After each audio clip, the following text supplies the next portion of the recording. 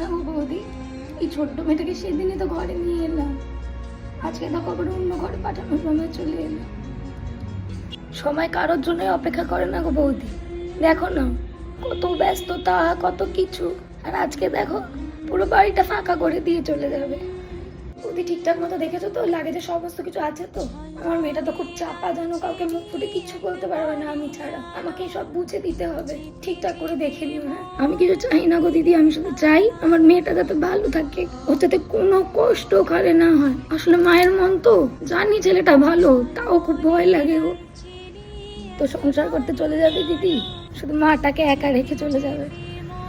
এই দেখো বৌদি, এটা হচ্ছে সব থেকে ওর প্রিয় পুতুল, যেখানে ঘুরতে যেত সেখানে সাথে করে নিয়ে যেত।